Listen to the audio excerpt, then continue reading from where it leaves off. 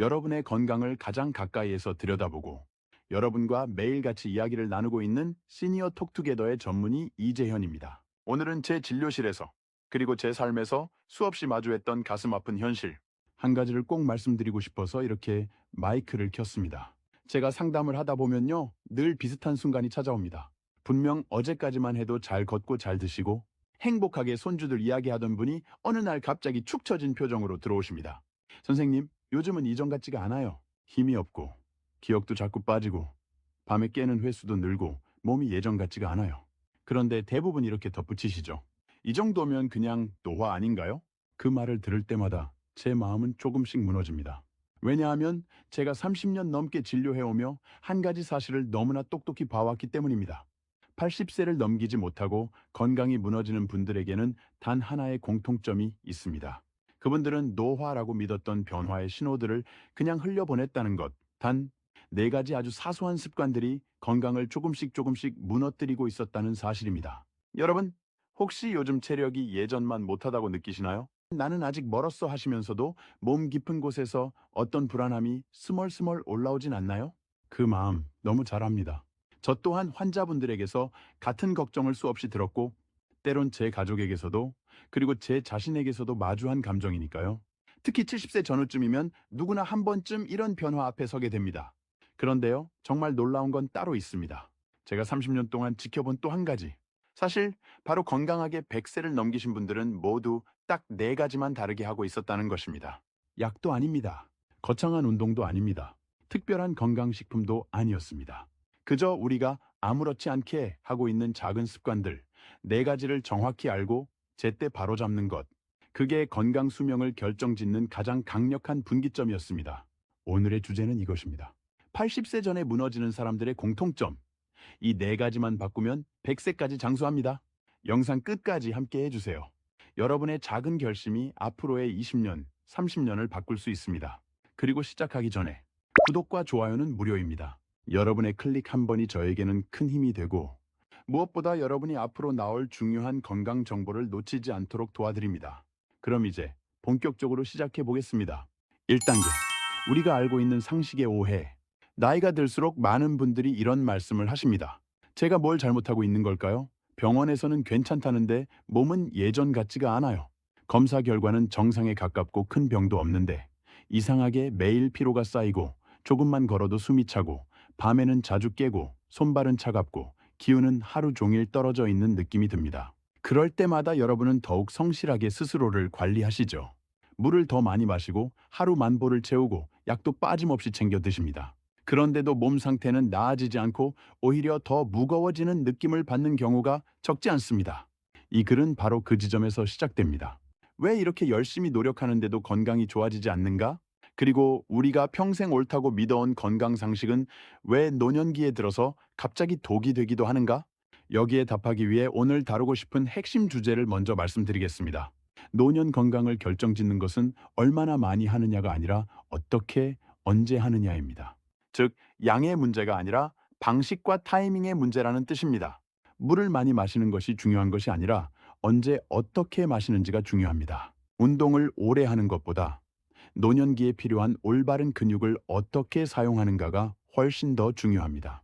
약을 규칙적으로 드시는 것은 필수지만 약 때문에 소모되는 영양을 어떻게 보충하느냐가 몸의 회복력에 더 큰 영향을 미칩니다. 그리고 대부분의 분들이 크게 신경 쓰지 않지만 사실 가장 중요한 요인, 그것은 바로 외로움의 관리입니다. 외로움은 뇌와 심장을 동시에 약하게 만드는 보이지 않는 위험 요인입니다. 이 핵심 주장을 좀 더 쉽게 이해하실 수 있도록 실제 사례를 하나 소개해 드리겠습니다. 78세 남성 어르신 한 분이 계셨습니다. 그분은 매일 만보 이상을 걷는 성실한 분이었습니다.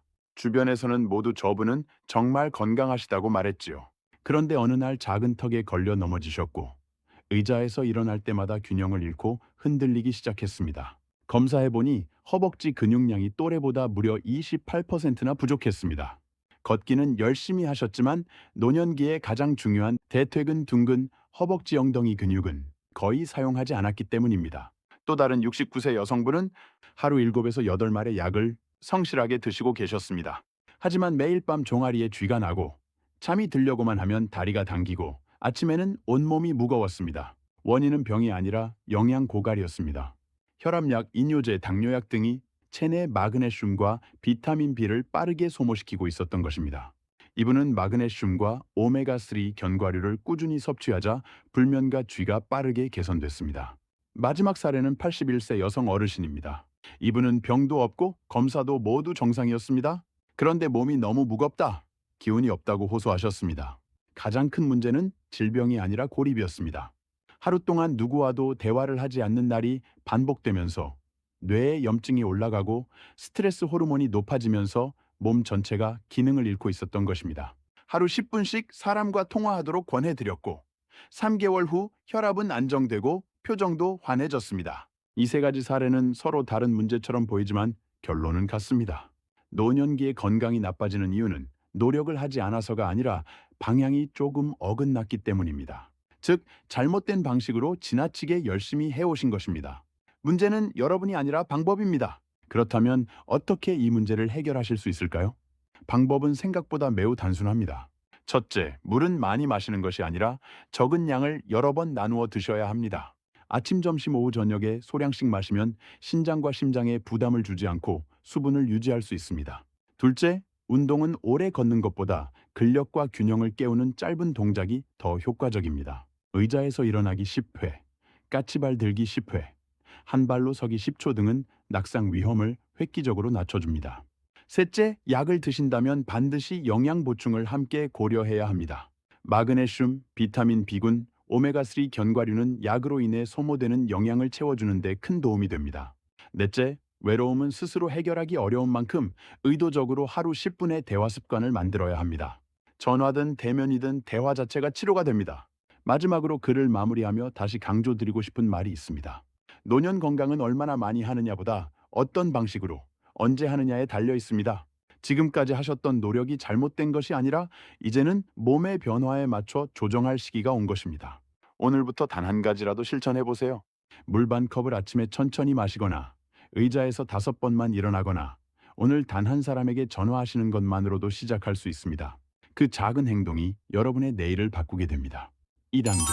몸이 바뀌면 건강의 법칙도 바뀌어야 합니다. 나이가 들면 단순히 주름이 늘고 머리가 휘어지는 것만 변하는 게 아닙니다. 몸속의 모든 시스템, 혈관, 호르몬, 근육, 신경, 그리고 뇌의 회복, 회로까지가 서서히 다른 속도로 움직이기 시작합니다. 그런데 많은 분들이 이 변화를 인정하지 않습니다. 예전엔 잘만 했는데 왜 이제는 이러지? 하시며 젊을 때 효과 봤던 방법을 그대로 반복하십니다. 하지만 그것이 바로 건강이 회복되지 않는 이유입니다. 몸이 바뀌면 건강의 법칙도 함께 바뀌어야 하기 때문입니다. 노년기의 몸은 젊은 시절처럼 즉각적 반응보다는 지속적 순환을 통해 유지됩니다. 예를 들어 젊을 때는 하루 만보를 걸어도 다음날 금세 회복되지만 노년기에는 같은 만보가 오히려 근육을 고갈시키고 피로를 누적시킵니다. 젊을 때는 수분을 한꺼번에 보충해도 문제가 없지만 나이가 들면 심장과 신장이 한꺼번에 들어온 수분을 처리하지 못해 오히려 부종이 생깁니다. 약 역시 마찬가지입니다. 젊을 때는 약효가 빠르게 작용하지만 노년기에는 간과 신장의 대사 속도가 느려지기 때문에 같은 약이라도 다른 몸 안에서는 전혀 다르게 작용합니다. 이처럼 몸의 시스템은 나이에 따라 완전히 다른 논리로 움직입니다. 그런데도 우리는 여전히 많이 마시기, 많이 걷기, 약 꾸준히 먹기를 최고의 건강법으로 믿습니다. 문제는 이 세 가지가 노년이 몸의 리듬과 완전히 어긋나 있다는 사실입니다. 몸은 양보다 리듬과 순환의 조화를 원합니다. 즉, 한 번에 몰아서가 아니라 천천히 나누어서 하는 것, 그리고 과하지 않게 일정한 자극을 반복하는 것이 노년이 건강의 핵심 원리입니다. 이 원리를 이해하기 쉽게 말씀드리겠습니다. 노년기의 신체는 저속 엔진과 같습니다. 젊은 엔진이 빠르게 회전하며 즉각적인 힘을 내는 고속 기계라면 노년의 엔진은 일정한 속도로 부드럽게 돌아가야 오히려 오래 갑니다. 여기서 속도를 높이려 하면 엔진이 과열되고 부품이 마모됩니다. 즉, 노년기의 건강 유지란 부드럽게 오래 가는 흐름을 설계하는 일입니다. 그 흐름은 호흡, 수분 섭취, 영양, 근육 자극, 사회적 연결이 매일 일정한 리듬으로 반복될 때 완성됩니다.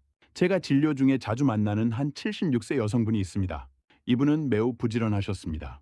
새벽 6시에 일어나 40분을 걷고 점심 전에는 물을 2병 마시고 저녁에는 건강보조제를 빠짐없이 챙겨 드셨습니다. 그런데 어느 날부터 몸이 붓고 피곤함이 사라지지 않았습니다. 검사를 해보니 모든 수치는 정상이었지만 몸의 리듬이 완전히 깨져 있었습니다. 하루의 활동과 휴식, 수분과 배출의 균형이 무너져 있었던 겁니다. 그래서 저는 루틴의 순서를 바꿔드렸습니다. 물을 나눠 마시고 오후에는 가벼운 햇빛 노출과 의자 근력 운동을 넣고 취침 전엔 반 컵의 따뜻한 물을 마시도록 했습니다. 단 2주 만에 몸의 부종이 사라지고 아침에 무거움이 줄어들었습니다. 몸은 양이 아니라 리듬을 회복했을 때 비로소 회생했습니다. 여기서 중요한 사실 하나를 꼭 기억하셔야 합니다. 노년기의 몸은 무엇을 하느냐보다 언제, 어떻게 하느냐에 따라 전혀 다르게 반응합니다. 예를 들어 같은 걷기라도 아침 공복에 빠르게 걷는 것은 심장을 자극하지만 점심 후 햇빛을 받으며 천천히 걷는 것은 수면 호르몬의 리듬을 조절해 줍니다. 같은 물 마시기라도 밤에 몰아 마시면 신장이 피로해지고 낮 동안 나누어 마시면 혈류가 안정됩니다. 같은 영양 보충이라도 식사 직후 섭취하느냐, 저녁에 섭취하느냐에 따라 흡수율과 효과가 달라집니다. 노년 건강의 핵심은 그래서 조절입니다. 더 하는 것이 아니라 조금 덜 하지만 더 정확하게 하는 것. 무조건 꾸준히가 아니라 몸의 리듬에 맞춰 꾸준히 하는 것. 그것이 여러분의 몸이 보내는 신호에 응답하는 진짜 건강관리법입니다. 이제부터는 건강을 노력의 문제가 아니라 조율의 문제로 바라보셔야 합니다. 몸이 보내는 신호, 비료, 부종, 수면, 어지럼, 소화 불량이 바로 리듬이 깨졌다는 경고입니다. 이 신호를 무시하면 약을 아무리 늘려도 운동을 아무리 해도 피로는 누적될 뿐입니다. 하지만 하루의 순서를 바꾸고 습관의 타이밍을 조정하면 몸은 놀라울 만큼 빠르게 반응합니다. 여러분의 몸은 여전히 회복력을 가지고 있습니다. 다만 그 회복의 언어가 예전과 다를 뿐입니다. 이제는 속도가 아니라 조화, 양이 아니라 순서, 노력이 아니라 리듬의 시대입니다. 이 새로운 원리를 받아들이는 순간 노년의 건강은 다시 시작됩니다. 3단계, 노년기 몸은 무엇을 하느냐보다 하루가 어떻게 흐르느냐에 반응합니다. 앞선 두 장에서 우리는 노년기 건강에 결정적으로 중요한 것이 양이 아니라 방법과 타이밍임을 확인했습니다. 이제는 그 흐름을 실제 하루 안에 어떻게 적용하는지가 관건입니다. 많은 분들이 건강을 떠올릴 때 특정 행동 하나만 떠올리십니다. 물 마시기, 걷기, 약 챙기기 같은 단일 행동 말입니다. 하지만 노년기의 몸은 이런 단순한 조각들이 아니라 그 조각들이 하루라는 큰 그림 안에서 어떤 순서로 배치되었는지 더 민감하게 반응합니다. 즉, 노년기 건강은 개별 행동의 합이 아니라 24시간의 리듬입니다. 그래서 이번 장의 핵심 주장은 다음과 같습니다.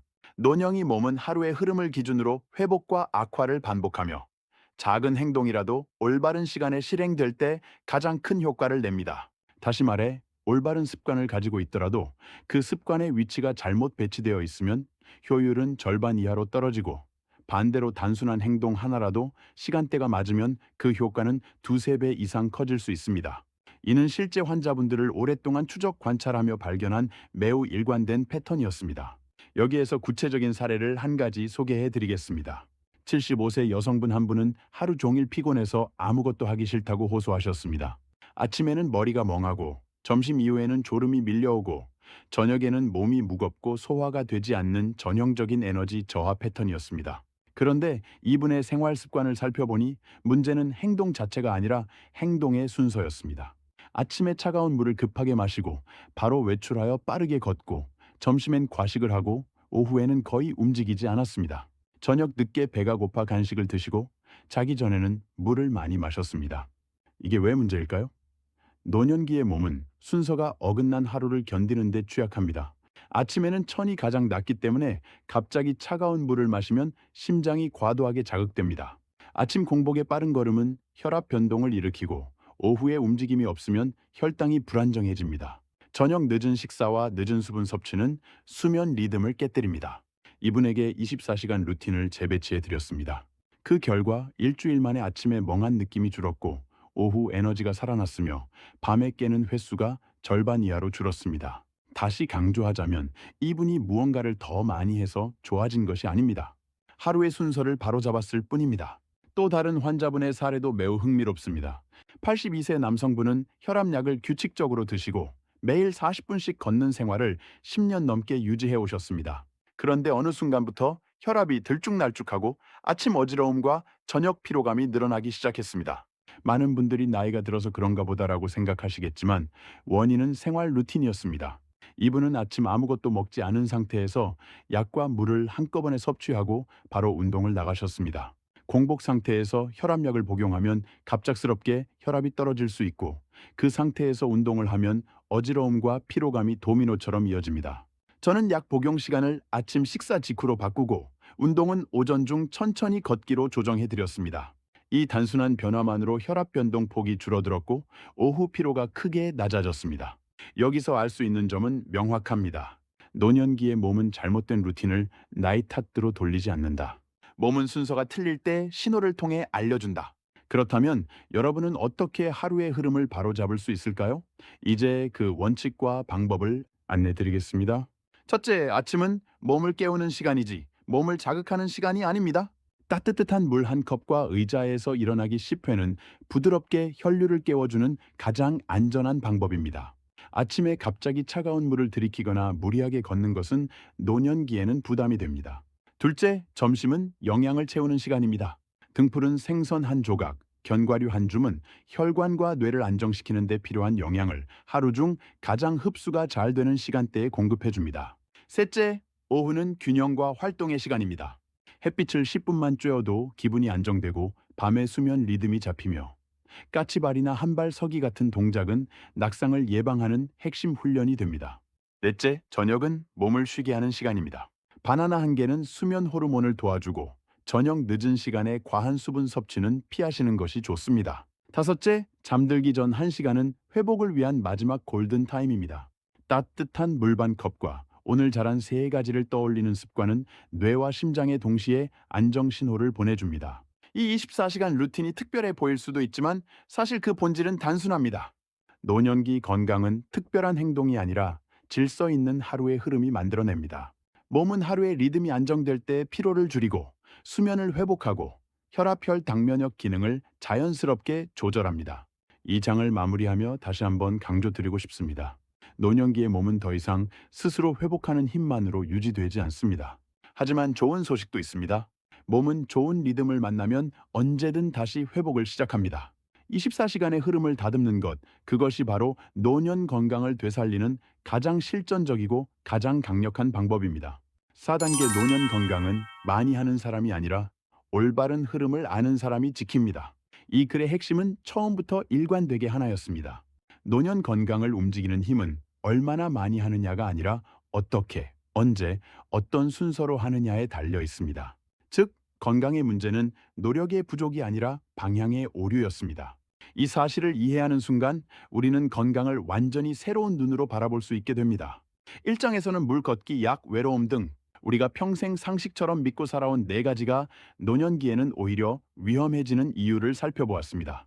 2장에서는 이러한 문제들이 현실에서 어떻게 나타나는지 생생한 사례들을 통해 확인했습니다. 3장에서는 이러한 문제를 역전시켜 회복으로 이끄는 구체적인 원리, 즉 노년기의 몸은 24시간의 흐름에 따라 반응한다는 사실을 설명했습니다. 이제는 앞으로의 삶에서 건강을 어떻게 이어가야 할지 한 문장으로 정리해 드리고자 합니다. 노년 건강은 큰 결심이 아니라 작은 행동을 올바른 시간에 놓는 것에서 시작됩니다. 그런 작은 행동이 쌓일 때 몸은 나이를 거슬러 다시 회복하는 흐름을 만들어냅니다.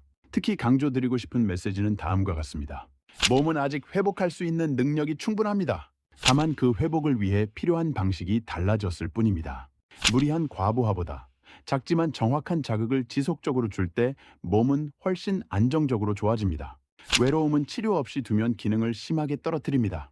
하루 10분의 대화는 약과 다름없는 치료입니다. 건강한 노년은 혼자 지키는 것이 아니라 연결을 통해 만들어지는 공동 작업입니다.